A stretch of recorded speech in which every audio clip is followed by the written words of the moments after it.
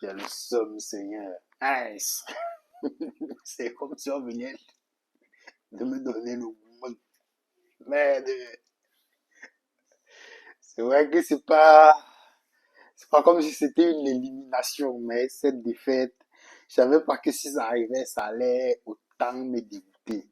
J'ai même pas envie de faire ce débrief, à vrai dire. Ah. Bref, le Barça concède sa première défaite en Champions League, 2 buts à 1 face au PSG. Une défaite qui me fait assez mal quand même, beaucoup de choses à dire par rapport à la rencontre. On va essayer de débriefer tout ça. Déjà, j'espère que vous allez bien et que chacun de vous se porte très bien également. Belle rencontre dans l'ensemble, belle rencontre tactique parce qu'on avait quand même l'avantage d'avoir sur les 2 bancs de touche 2 grands tacticiens, Luis Enrique et Hansi Flick. Finalement, Luis Enrique aura remporté cette bataille-là parce que j'estime qu'au cours de la rencontre, il s'est un peu plus mieux ajusté qu'Hansi Flick. Après, bon, pour Hansi Flick, le banc de touche aura certainement fait un peu défaut. Mais Luis Enrique remporte cette bataille-là, une belle rencontre de Champions League au-delà de la défaite qui m'a un tout petit peu assommé quand même.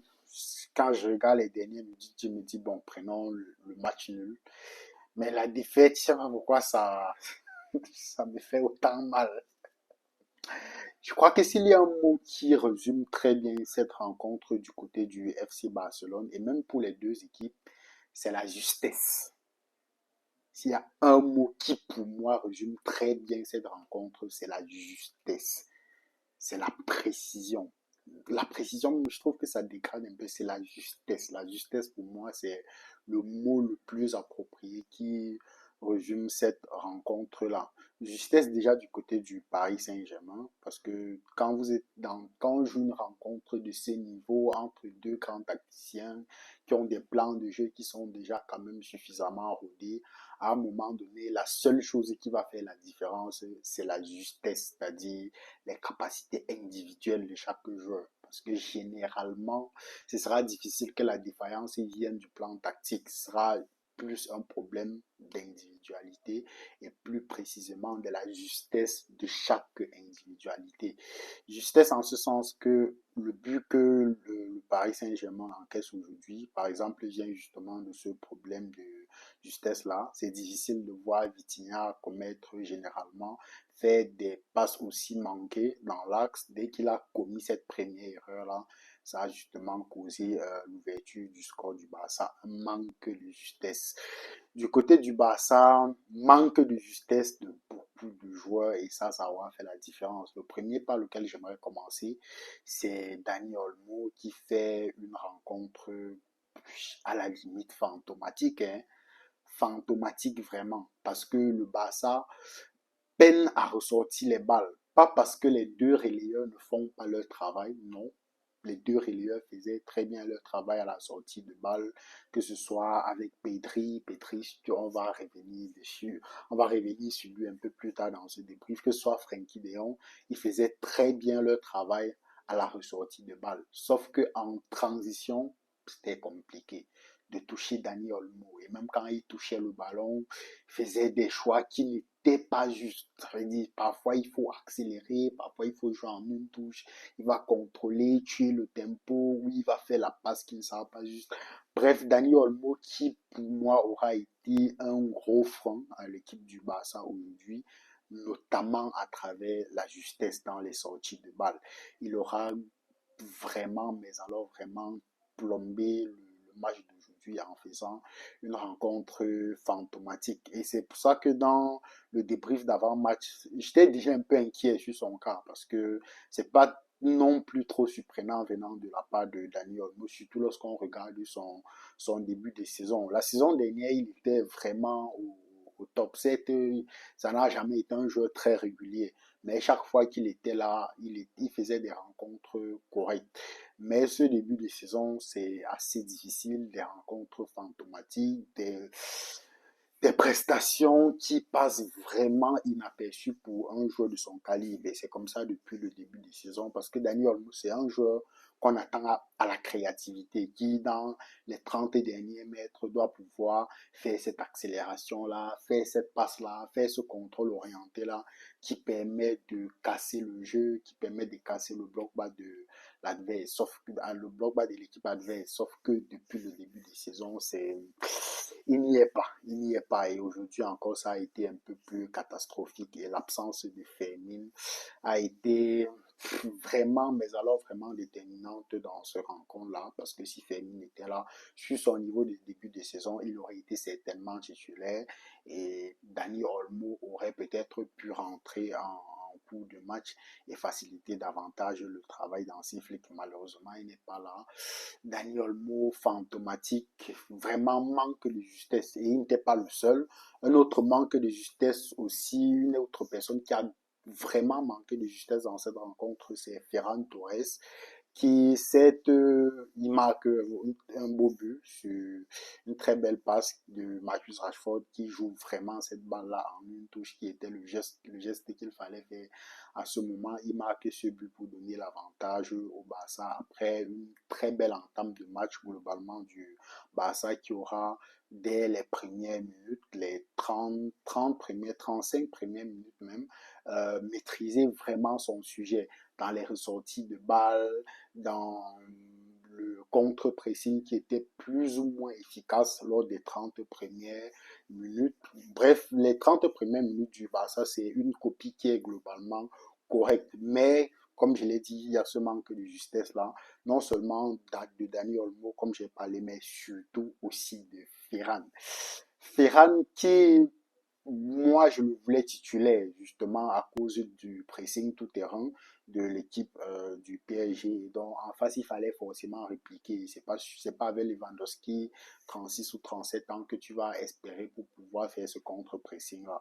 Mais sauf que il fait bien les efforts. Ça a toujours été un joueur beaucoup hagneux, beaucoup d'efforts. Mais ce manque de justesse-là, problématique. Quand je parle de manque de justesse, je vois par exemple le premier but qu'il rate. Bon, on dira que Zabani fait un très beau geste défensif. On ne peut pas lui enlever ça, mais je pense que s'il a un peu plus de vista, il voit un Marcus Rashford qui arrive, il se voit qu'il est un peu trop excentré pour pouvoir tirer rapidement. Et avec un peu plus de vista, je me dis qu'il met cette passe-là à Marcus Rashford qui n'aurait plus eu qu'à pousser dans les cages. Donc, il y a beaucoup, et ce n'est même pas seulement cette action-là, que ce soit le jeu en déviation, quand le Barça déclenche le jeu en une touche dans les 30 derniers mètres, on compte sur Ferran devant pour jouer rapidement en déviation.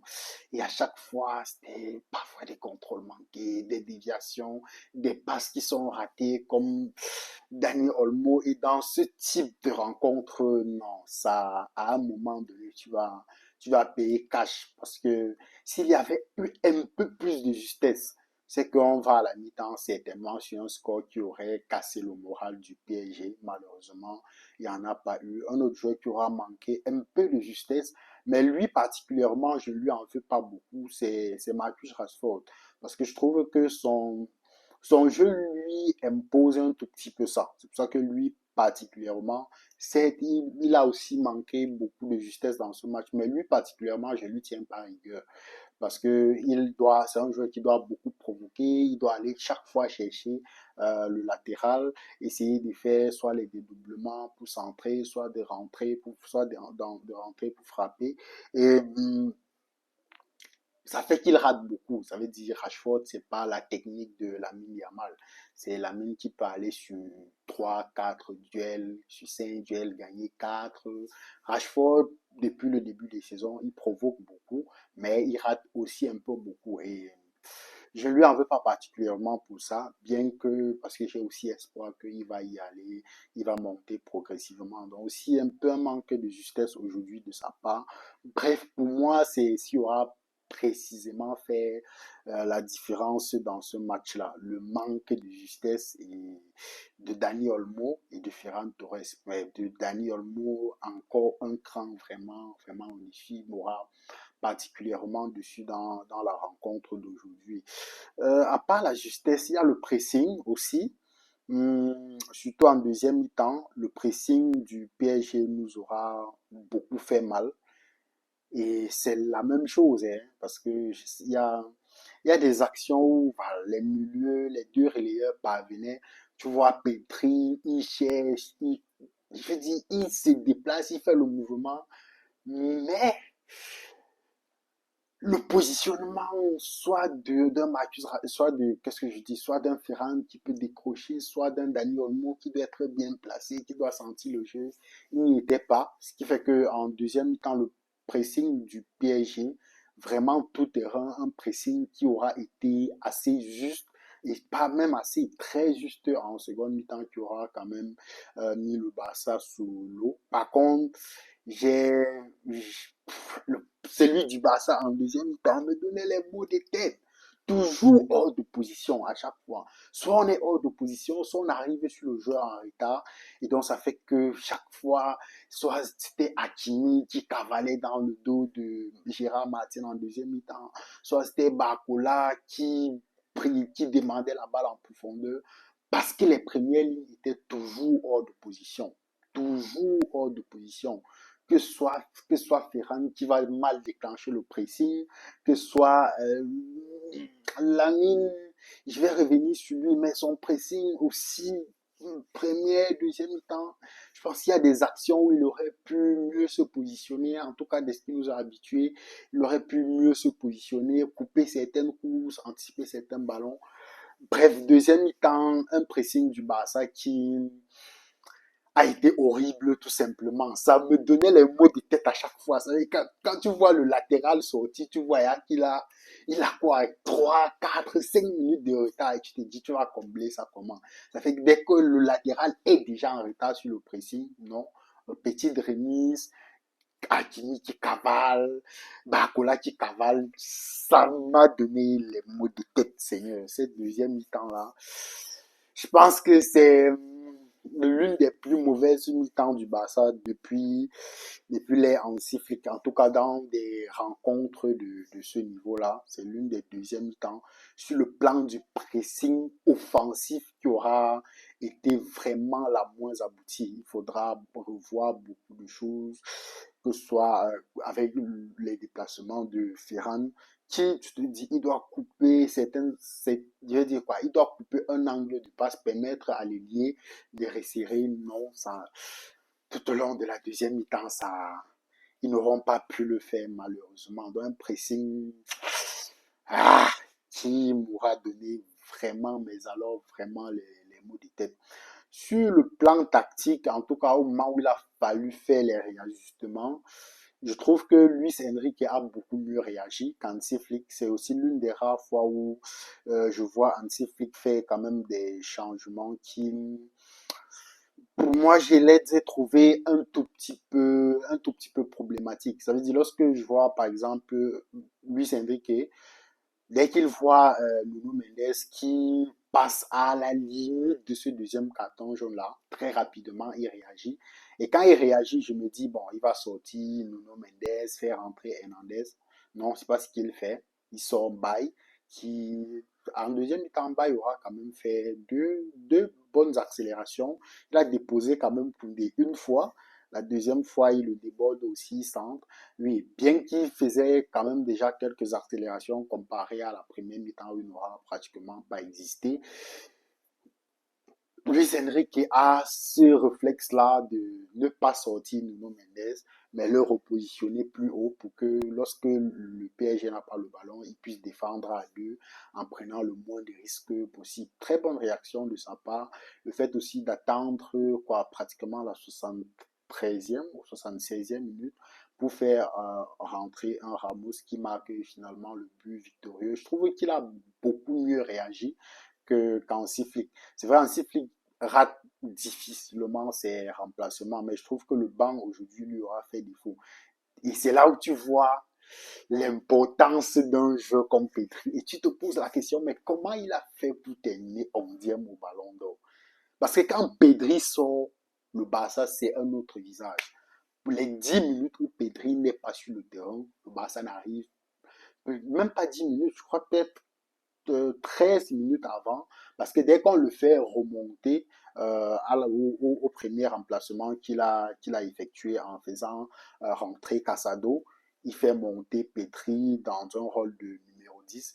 Et Pedri, dans ce rôle-là, derrière les attaquants, je le trouve, il a toujours été moins pertinent et moins efficace de toutes les façons, que ce soit au Barça et même en équipe d'Espagne où Luis de la Fuente a souvent tendance à vouloir le mettre dans ce rôle-là de numéro 10. Il est beaucoup moins efficace que lorsqu'il va décrocher, être en relayeur, avoir tout le jeu devant lui.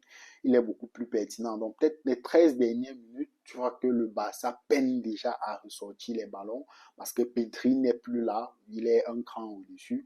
Et pire encore quand il sort. Le Barça aura sombré pendant 10 minutes, les occasions venaient de partout, incapable de sortir le moindre ballon. Ça veut dire, chaque fois que on subissait une action, jusqu'à ce qu'on veut remettre la balle en jeu, le réalisateur est en train de monter le ralenti de l'action précédente et tu te rends compte que le Barça a déjà perdu la balle parce que Petri n'était plus là pour sortir le ballon. Et donc là aussi, ça me pousse un tout petit peu à me questionner s'il advenait qu'on perde un Petri en cours de saison, ça pourrait être compliqué pour l'équipe du Barça. Et c'est là où tu vois qu'il Petri, je n'ai pas envie de dire c'est la pièce maîtresse de cette équipe devant Lamine Yamal, mais je pense que c'est un peu le cas. Lamine Yamal, c'est voilà, c'est plus ce joueur-là qui, au 1 contre 1, va te faire la différence avec la passe, avec le dribble qu'il va faire, avec l'accélération qu'il va faire. Mais Petri joue un rôle indispensable dans cette équipe-là à la ressortie de balle. Peu importe le pressing qu'il y a devant lui, soit il va ressortir du pressing, soit tu vas faire la faute, et donc ce sera toujours lui qui va gagner le ballon. Et dès qu'il sort, en tout cas dès qu'il est sorti aujourd'hui, les 10 dernières minutes ont été particulièrement compliquées pour le Barça qui aura pris l'eau, quoi. Dans ces dernières minutes-là, c'est peut-être 3 ou 4 occasions en moins de 10 minutes pour le PSG, ce qui se solde justement par ce but-là de Ramos. Et ah, euh, cette défaite, non, elle me fait mal, sincèrement. Je, je m'attendais à un match difficile, mais j'avais vu le Barça gagner, surtout qu'on est en Montjuic. Donc, comme je disais, Pedri, il a intérêt à ne pas se blesser tout au long de cette saison, parce qu'en sortie de balle, c'est le maestro, c'est le métronome.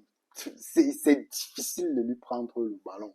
Et donc, sa sortie aujourd'hui a malheureusement plombé le Barça dans d'une dernière partie, dans les 10 dernières minutes déjà, c'est compliqué. Il y a ce remplacement-là que je n'ai pas particulièrement compris de la part d'Hansi Flick, mais il y a aussi et surtout le fait de faire rentrer Lewandowski. Et lorsqu'on rentre même Lewandowski, ce n'est pas pour, je dis quoi, remplacer Ferran, qui, pour moi, comme je l'ai dit, a manqué de beaucoup de justesse aujourd'hui. Moi, j'aurais préféré, même qu'un Lewandowski n'entre pas, très sincèrement, parce que son entrée a été quasiment inutile. Surtout qu'il entre dans une période où le Barça est plus ou moins en train de subir les contre-pressings. C'est-à-dire, notre pressing, il est mauvais. Pratiquement tous les joueurs sont en retard. Tu es en train de subir, de manquer tout ton pressing et tu fais rentrer un Lewandowski qui n'est pas le joueur qui va fournir le plus d'efforts lorsqu'il faudra faire un pressing, ce qui fait que sa rentrée passée quasiment inaperçue. Lewandowski, c'est plus un joueur qui entre quand tu as peut-être le ballon, tu te dis les dernières minutes, tu vas aller à travers les centres en espérant qu'il va faire la différence.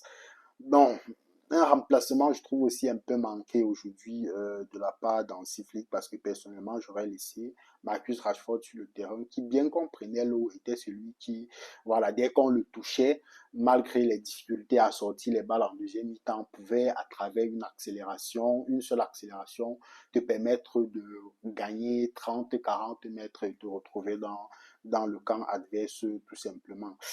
Donc, ah, difficile. Donc, je trouve que sur ce plan-là, quand même, Hansi Flick aujourd'hui, c'est le banc lui a fait défaut. Il ne faut pas se l'avouer parce qu'il n'avait pas aussi beaucoup d'options sur le banc. Quand tu fais déjà sortir Pedri et tu te retrouves avec quoi à la fin du match avec pratiquement trois milieux défensifs, Casado, euh, qui d'autre, Bernal, qui est aussi un milieu défensif particulièrement. Qui d'autre encore? Peut-être Frenkie de Jong qui avait déjà un carton jaune, donc c'était un peu plus compliqué de sa part. Donc le banc, certes, ne l'a pas aidé, mais ses remplacements, j'ai trouvé qu'il les a aussi un tout petit peu manqués aujourd'hui. Sur le plan défensif aussi, Lamine aura été un tout petit peu coupable quand même, parce que la première accélération de Nuno Mendes sur laquelle Frenkie est obligé de prendre un carton jaune, c'est dû à un mauvais positionnement de la mine qui donne justement cette possibilité-là à Nuno Mendes de pouvoir accélérer en plein cœur du jeu. Et quand il se lance comme ça avec sa pointe de vitesse, le ballon qui lui colle au pied, c'est pratiquement impossible de l'arrêter à moins de faire faute. Frenkie est obligé de faire cette faute-là et de prendre ce carton jaune. Deuxième accélération qui cause aussi ce but-là. Donc, il y a cet aspect-là. C'est Lamine, sur le plan offensif, fait un match qui est correct, mais sur le plan défensif, certainement, il faudra que Hansi Flick lui tire un tout petit peu les oreilles. Ah, comme je l'ai dit, cette défaite me fait mal. Les 10 dernières minutes, que ce soit première ou deuxième mi-temps, auront été aujourd'hui particulièrement compliquées pour le Barça. En deuxième, c'était la sortie de Pedri. En première mi-temps, il y a eu une baisse d'énergie quand même lors des 10 dernières minutes où le PSG sortait un peu plus le ballon. Une autre chose qui aura quand même fait la différence aujourd'hui, je trouve, c'est le gardien de but. C'est bizarre de le dire parce que voilà. Euh, Comme je le dis toujours, le Barça, c'est pas une équipe qui va dans un match faire que le gardien soit obligé d'encaisser 5, 8, 10 tirs dans le même match. Sauf que tu vas parfois avoir 2, 3, et les 2, 3 là, il faudra que tu sois le plus décisif possible. Et sur le deuxième but, je ne dis pas que c'est est fautif, mais je pense qu'un Johan Garcia aurait mieux fait sur cette action-là. Parce que Ramos ne place pas aussi bien le ballon que ça. Donc, un Johan Garcia, avec les réflexes qu'il nous a montré ces débuts de saison, je pense il aurait pu mieux faire. Donc, globalement, je pense que ah, le PSG prend 3 points. Et donc, on se retrouve à 6 points lors de cette deuxième journée de Champions League. Le Barça en a 3. Il faudra absolument aller chercher les prochains points. Je crois que ce sera toujours à Montjuic face à... C'est contre qui même? Je crois que c'est face à l'Olympiakos, non? Il faudra rapidement aller chercher les points pour les prochains matchs parce que certaines grandes équipes ont été un tout petit peu surpris du format la saison dernière. Mais je pense que cette saison, la plupart des grandes équipes, là, très peu vont encore commettre ce type d'erreur-là. C'est-à-dire quand tu vois, par exemple, le PSG, sur la lancée où ils sont partis, ils ne sont pas dans l'optique de pouvoir terminer 23e ou 24e comme c'était le cas la saison dernière. Le Real, c'était un peu en difficulté ce début de saison, mais ils ont très bien négocié leurs 2 premiers matchs. Bref, les grandes équipes vont tout faire pour finir dans ce top 8-là. Et donc, pour les prochaines rencontres, il faudra essayer de faire un sans faute pour que cette défaite-là aujourd'hui face au PSG ne soit pas fatale. Dites-moi ce que vous avez pensé de tout ça dans les commentaires. Peut-être on pourra revenir dessus dans les prochaines vidéos. Mais dites-moi ce que vous avez pensé sur cette rencontre-là et on se donne certainement rendez-vous dans un prochain débrief. Prenez soin de vous. Peace.